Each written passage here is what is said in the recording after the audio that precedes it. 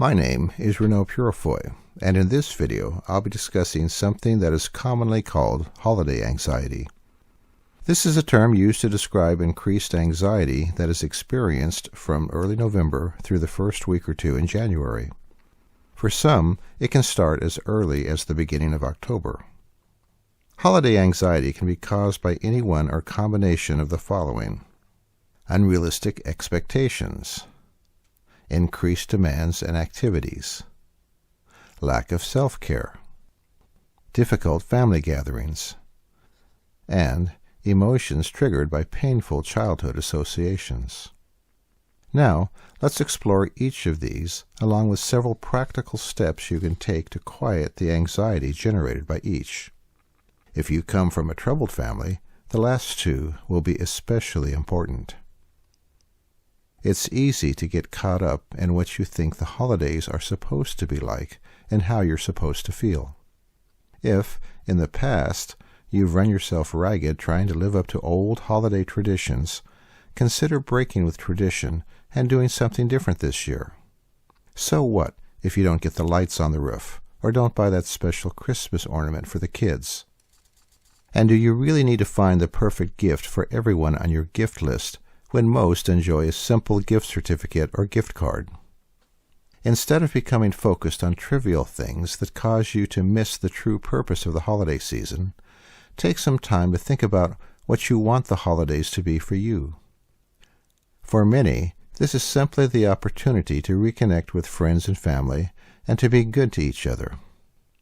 Others also see it as a time for focusing on spiritual things. There are many ways to do this without exhausting yourself with what you think you should be or do. As you consider this, decide whether it may be time to try something new and abandon traditions that you have long ceased enjoying. For example, let someone else prepare the Thanksgiving or Christmas dinner, or have a potluck where everyone brings a dish. It may even be time to think about buying a pre-made dinner or going out to a restaurant. Instead of getting the entire extended family together, you may want to just spend time with friends or relatives you feel close to. In the same vein, make a list of simple things that bring you joy and focus on them. During the holiday season, there are increased demands on you, along with many activities that only occur at this time of the year, all of which make it easy to overcommit yourself. Since the holidays last for several weeks, make a deliberate effort to pace yourself and limit the number of activities you do. When considering an activity, ask yourself 3 questions. Do I have the time and money to do this? Would it be enjoyable?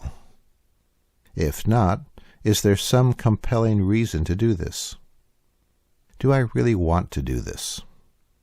Unless you can say yes to each of these questions, the answer is no. As you identify the people and situations that trigger stress, figure out ways to avoid or minimize them. For example, if visiting a particular relative triggers lots of stress, tell them you can't make it this year. Or, if you feel you must visit them, just drop by for a few minutes, say hello, and explain that you have other engagements. Likewise, if you find parties and large family gatherings stressful, limit the amount of time you spend there. How much time you spend at a party is usually not as important as being there. Come late, and then excuse yourself early. Showing up is often all that matters. You might also find that bringing a friend can make an event less stressful. Because the cost of holiday shopping adds up quickly and can make you feel out of control and anxious, draw up a budget before you actually start shopping and stick to it. One easy way to do this is to make a list of the people and things you want to spend money on, along with the amount you want to spend. Make sure the total is within your budget. After you've calculated the total, place that amount of cash in an envelope. Then, restrict your holiday purchases to money from this envelope. When the money is gone, you stop your holiday spending. One final idea is to avoid the inconvenience, crowds, and horrors of the mall parking lot by doing the bulk of your shopping online. When you do choose to go out, plan ahead for shopping trips and activities. Avoid last-minute scrambling for getting gifts or buying supplies for cooking. Make lists and have a purpose for shopping trips. A third source of holiday anxiety is lack of self-care. A good way to avoid this is to keep in mind that your body is a machine with a limited supply of energy. On days when you are rested and feeling good, your energy tank is full. On days when you are ill, stressed, or experiencing lots of anxiety, your tank is empty. Because the demands of the holiday season cause you to have less energy than normal, you need to prioritize your activities and focus on those that are most important. This can be hard to do because when you are stressed, small things tend to take on major importance. Take time to make a list of all the things you feel you need to do. Then, decide what is really important and what you can either let go or leave until after the holidays. Making a list on paper often makes things seem more manageable than just running through them in your head. When an upcoming event is going to be stressful, such as an office party or a family gathering with difficult relatives, avoid doing chores or activities that can be delayed or ignored just before and after the stressful activity. Instead, plan things that you find relaxing or pleasurable so you can decompress after a stressful event. You can also schedule quiet evenings at home between stressful activities so you can recharge. Another way to apply the idea that your body is a machine with limited energy is to make sure you do things that give you extra energy. One key area is sleep. In fact, there is a link between lack of sleep and anxiety. Make an extra effort to sleep the full amount of time that is restorative for you. This is especially true before and after attending parties or other events that are energy draining. Along with sleep, it's very helpful to make any exercising you do a priority. Because the holidays can be very busy with many opportunities to eat rich foods and desserts, it's easy to abandon healthy habits that leave you with even less energy. Don't let the holidays become a free-for-all. Make an extra effort to eat healthy meals before and after holiday meals. Enjoy a slice of pie, but not 3. It's also helpful to drink a glass of water between alcoholic drinks or skip alcohol altogether. When going to a party, have a healthy snack before you leave so you don't go overboard on sweets, cheese, or drinks. During the hustle and bustle of the holidays, it's easy to forget to take medications. Make sure that your refills are up to date and make an extra effort to take medication as prescribed. There are 2 things that cause you to be more vulnerable to colds and flu during the holidays. Stress tends to lower your immune system, while at the same time you are around more people in close quarters. Washing your hands before eating and after social events is a simple way to reduce your chances of getting sick. Holiday travel can also be very energy draining. Take your time driving and plan to take longer because of the increased holiday traffic you may encounter. If you are flying, schedule flights during off-peak hours. Check with the airport for scheduling changes and give yourself plenty of time to get to the airport and through checkpoints. When you encounter delays at the airport, remind yourself that they are normally safety measures and done to be sure you remain safe during your journey. Take a book, crossword puzzle, or something else you enjoy to pass the time. Family gatherings with relatives who are difficult to be around is another common source of holiday anxiety. If this is true for you, take some time to decide if you really want to be around relatives like this. Saying no to events where they will be present is always an option. This is especially true for relatives who are alcoholics, addicts, very negative, or abusive. If you do choose to be around difficult family members, there are several things you can do to reduce conflict and experience less stress. If you have relatives who get drunk, bicker, or fight during holiday gatherings, Meet in a public setting such as a restaurant, park, or holiday event. Being in public tends to promote better behavior than when in private. You can also practice neutral responses such as, "Let's talk about that some other time," or say, "I can see how you feel or think that way," then change the subject. When around family members who are negative and critical, keep in mind that you cannot control them and you are not responsible for how this person behaves.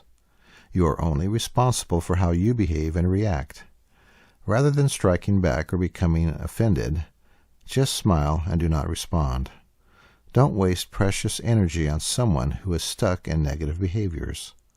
Someone being rude or provocative is about them.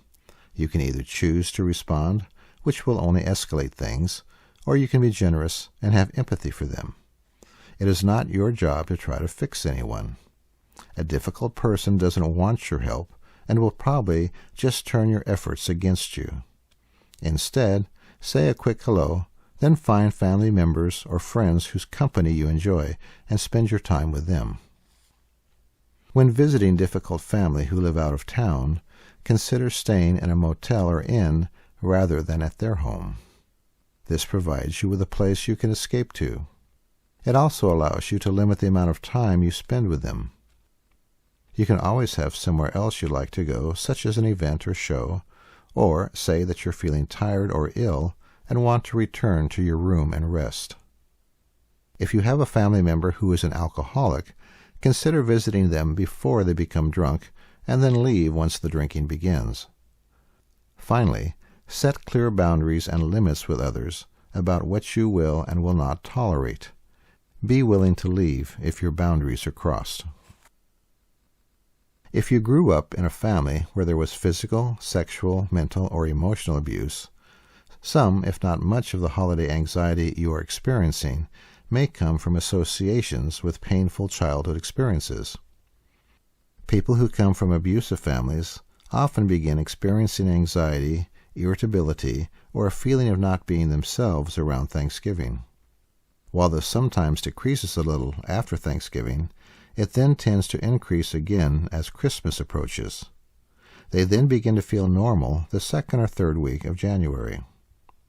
The reason for this is that the increased tension of the holiday season often makes parents with limited coping skills more abusive during this time. A critical parent, for example, becomes more critical, while a physically abusive parent becomes more out of control. Increased holiday drinking can also play a role in increased abuse. In families like this, the holiday decorations, music, and activities become a conditioned emotional response indicating danger is approaching. These types of conditioned emotional responses are also called emotional triggers because the fight or flight response is triggered by something specific you hear, see, feel, smell, taste, or think. If you want to learn more about these types of triggers, view the video titled Emotional Triggers when you're done with this one. If you come from an abusive family and experience this type of holiday anxiety, a simple tool I call What's Happening, What's Real can be very helpful in reducing and eventually quieting this type of holiday anxiety. When using this approach, the first step is to identify situations that trigger the conditioned emotional response. The more specific and clearly you identify both your reaction and the situation that is triggering it, the more successful you will be. Next, you identify how today is different from the past. Again, the more specific you are, the more successful you will be. Here is an example of 3 cards that one person used to summarize what was triggering her anxiety and how today is different from the past. She then read them once a day for several days until she could paraphrase them without much thinking whenever she noticed her anxiety or irritability was increasing. Here are her cards. What's happening? I'm experiencing a conditioned emotional response that was caused by frightening things that occurred in my home during the holidays. Mom and Dad became more abusive, and I was constantly on the alert to stay out of their way and below the radar. What's real? I am now in my own home, and I control what happens here. I am safe, and I can make the holidays into whatever I want. In addition to using this technique, take time to decide what you want for the holidays, as was discussed earlier in this video. Again, this might include new traditions that would be healthy for you, as well as abandoning old ones that have generated negative emotions. As you quiet the conditioned emotional responses and develop new traditions that generate positive feelings, you'll find over the course of 2 or 3 holidays, you can diminish most of the holiday anxiety you experience. When using this technique, keep in mind that it takes time to quiet deeply entrenched reactions. However, with practice, old patterns will occur less and less frequently. In addition, remember that the most common time for old patterns to resurface is when you are sick, hungry, exhausted, or stressed. In fact, the recurrence of old patterns is often just a message that you need to take care of physical or emotional needs or address some important life issue. When an old response does occur, simply take the same steps you took when you were first working at quieting them. The good news is that relearning is always easier than the original learning. Thank you for viewing my presentation. I hope it has given you some practical ideas you can use to help you enjoy rather than dread the holidays.